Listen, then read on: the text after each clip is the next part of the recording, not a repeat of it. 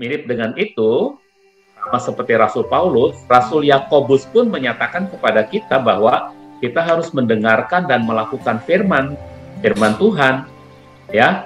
Firman Tuhan menjelaskan perbedaan antara orang dewasa biasa yang bukan pemercaya dengan kedewasaan yang Elohim inginkan terjadi pada kita. Ya, hanya dengan mengizinkan firman bekerja di dalam kita, kita akan dapat menemukan kebebasan dan kelimpahan berkat Elohim. Ini yang disebut dewasa yang dikehendaki Elohim, yaitu kita yang mengizinkan firman bekerja di dalam kita, kita bisa mengalami kelimpahan berkat. Itu dalam artian berkat itu tinggal kita percayai, tinggal kita amini apa yang firman Tuhan katakan, itu yang terima, ya. Dan itu Rasul Yakobus juga berkata sama seperti Rasul Paulus, jangan hanya jadi pendengar saja yang tidak melakukan, tapi kita harus jadi pelaku firman. Nah, ini ayatnya, jadilah pelaku firman, jangan hanya menjadi pendengarnya saja. Sebab hal itu dapat menipu dirimu sendiri. Jika seseorang menjadi pendengar firman namun tidak menjadi pelaku, ia seperti orang yang mengamati wajah alaminya pada sebuah cermin. Jadi kalau ada orang yang cuma mendengar firman saja, dia sedang bercermin, lalu dia lihat ada yang kurang bagus pada dandanannya, pada riasannya gitu ya. Biasanya suka bercermin kan wanita ya. Misalnya ada cemong sedikit ya di jidatnya. Dia sudah lihat itu, tapi dia tidak melakukan apapun apa yang dikatakan oleh cermin. Kamu harus bersihkan itu cemong di jidatmu itu. Dia nggak melakukan. Ya dia pergi keluar, dia mempermalukan dirinya sendiri. Dia akan ditertawakan oleh banyak orang. Begitulah orang yang mendengar firman tetapi tidak melakukannya. Menurut Yakobus ayat pasal 1 ayat 22 dan 23, ayat 24 sekarang, 24 dan 25. Sebab ia hanya mengamati wajahnya lalu pergi, sehingga ia segera lupa seperti apakah wajahnya itu. Tetapi orang yang tekun memerhatikan Torah yang sempurna, yakni Torah yang memerdekakan, dan ia tidak hanya mendengar lalu lupa, tetapi melakukannya dalam perbuatan nyata, orang ini akan berbahagia dalam perbuatannya. Nah, perhatikan saudaraku, jangan sampai Torah yang dimaksud ini adalah Torah yang sudah dimodifikasi oleh orang-orang Yahudi sejak zaman para nabi, terus berlanjut sampai munculnya Talmud. Nah, Talmud itu adalah sebuah modifikasi dari Torah. Itu banyak aturan-aturan manusiawinya di sana.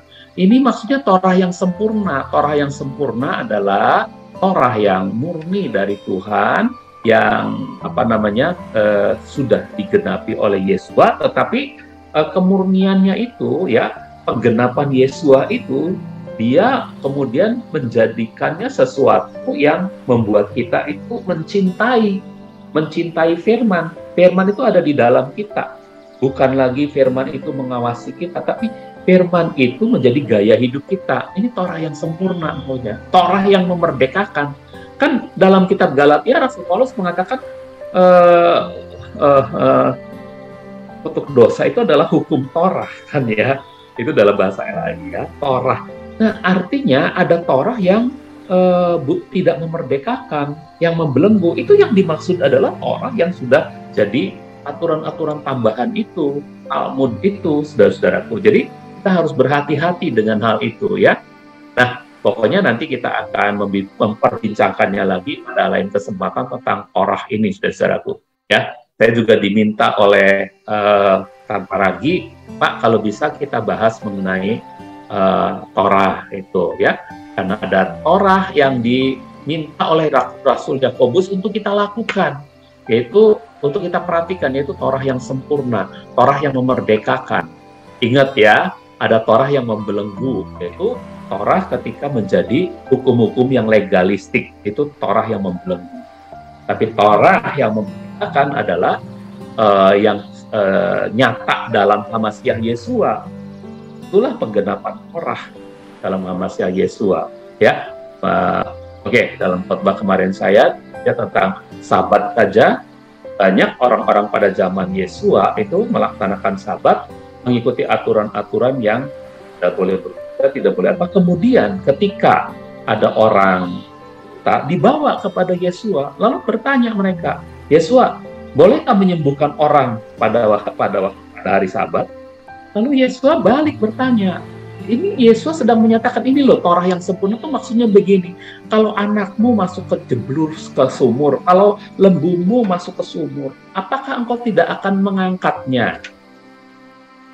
Ini manusia sesamamu sedang sakit, masa aku penciptanya tidak akan menyembuhkannya?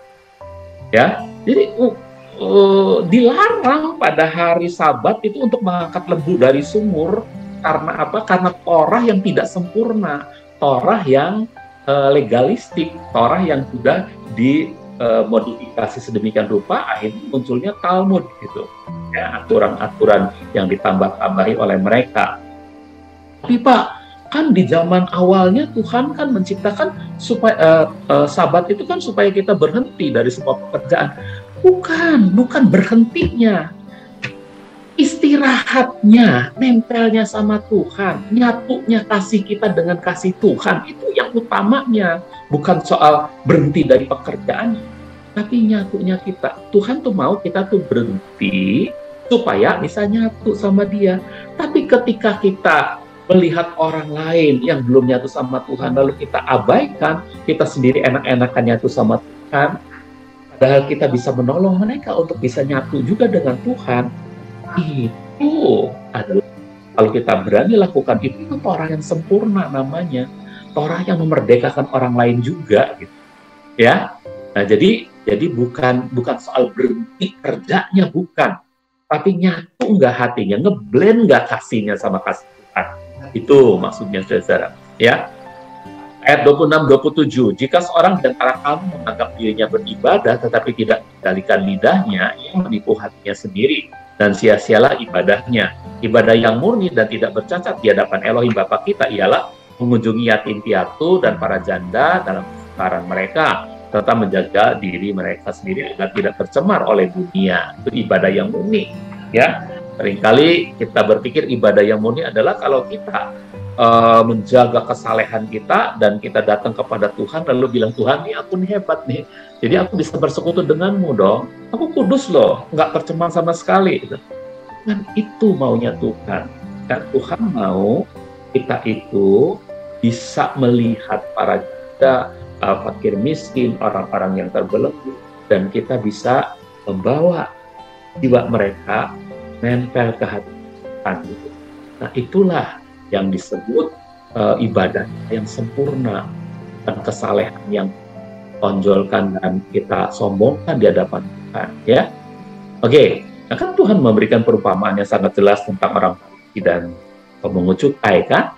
Sangat jelas sekali di situ, saudaraku. Jadi apa artinya agama ini? Agama ini adalah ketika kita mementingkan diri kita sendiri dalam hubungan dengan Tuhan, dengan menganggap bahwa kitalah yang mampu melakukan segala kebajikan-kebajikan itu. Ya, padahal ketika kasih Tuhan memenuhi kita bisa membawa orang lain. Nah, itu bukan karena kekuatan kita. Kekuatan kasih Tuhanlah yang memampukan kita bersama-sama dengan orang lain yang membutuhkan itu. Dan mereka pun bisa bersekutu dengan Tuhan. Oke, jadi bagi penulis, ya bagi si penulis pelajaran ini maksudnya, Yoel pasal 2 itu adalah janji nubuatan tentang gereja. Tentu saja bagi orang Yahudi, Yoel pasal 2 ya bicara tentang nubuatan bagi orang kaum Yahudi, ya. Tapi bagi si penulis ini, dia mengatakan bagi gereja. Gereja yang dicipta Tuhan dan hadir pertama kali dalam Kisah pasal 2. Kisah pasal 2 itu gereja muncul, ya. Untuk memasuki gereja, seseorang harus dilahirkan kembali oleh air, itu dibaptiskan air, dan oleh Roh Kudus, dibaptis Roh Kudus. Dalam nubuatan Nabi Yoel, Elohim menjanjikan pemulihan atas apa yang musuh telah hancurkan. Jadi ingat, masa lalu kita adalah masa lalu yang telah dihancur leburkan oleh si jahat, oleh musuh. Tapi Elohim menjanjikan pemulihan. Nah, nubuatan Nabi Yoel itu mengingatkan kita tentang janji pemulihan Elohim. Jadi ungkapan Bapa Yahweh itu merupakan simbol dari hasil pertanian. Ungkapan firman Tuhan itu, ungkapan nubuatan itu ternyata disimbolkan dengan soal pertanian, ya. Ya, namun janjinya tanpa akhir dan berlaku bagi kita dan situasi kita masa kini. Bukan hanya pada masa pertaniannya orang Yahudi pada waktu itu, tapi untuk kita masa kini, janjinya itu berlaku. Tuhan berjanji bahwa sebagai umat Tuhan, kita tidak akan pernah dipermalukan. Ini adalah salah satu bagian dari janji covenant-nya, janji ikat janjinya, janji covenant-nya terhadap setiap pemercaya. Ya, walaupun hidup kita pernah dihancurkan oleh belalang, ya, pelahap, belalang pengerik, belalang dan ada belalang. Nanti kita lihat, kalau kita baca ya, Yoel 2 ayat 25-26, aku akan memulihkan bagimu tahun-tahun yang hasilnya telah dimakan oleh belalang pengeriap. Nah, belalang pengeriap pertama kali ini. ILT mencari kata yang coba diusahakan tepat mungkin ya, belalang pengeriap. Lalu ada belalang perayap. Lalu ada belalang penggundul. Lalu ada ulat pengerip. Jadi dari belalang itu kemudian dia bisa berubah pada berikutnya adalah pengerip. Ada empat yang akan menghancurkan bangsa Yehuda.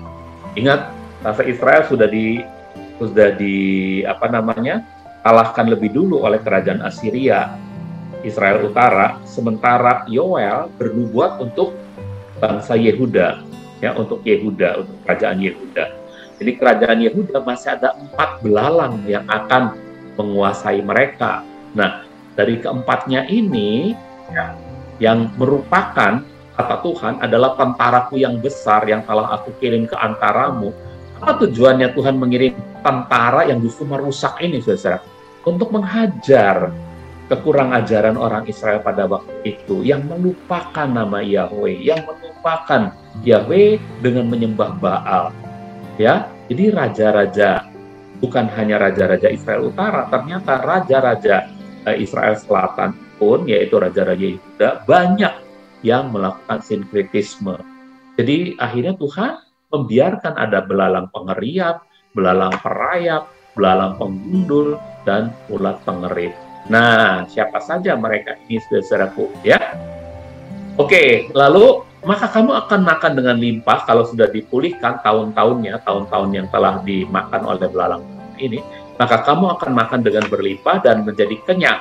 Lalu memuji nama Yahweh Elohimmu yang telah berbuat ajaib terhadapmu, sehingga umatku tidak akan merasa malu lagi selamanya. Nah, yuk kita lihat belalang pengeriap, belalang perayap, belalang penggundul, belalang dan ulat pengerip ini. Ya. Ini dia, saudara. Jadi kerajaan Israel Utara sudah jatuh, sedangkan kitab Yoel itu berbicara tentang atau bernubuat tentang kerajaan Yehuda, Israel Selatan. Ini Israel Utara sudah jatuh oleh bangsa Assyria pada tahun 722 Masehi mereka. Tinggal kerajaan Yehuda saja, kerajaan Yehuda, ya, kerajaan Yehuda.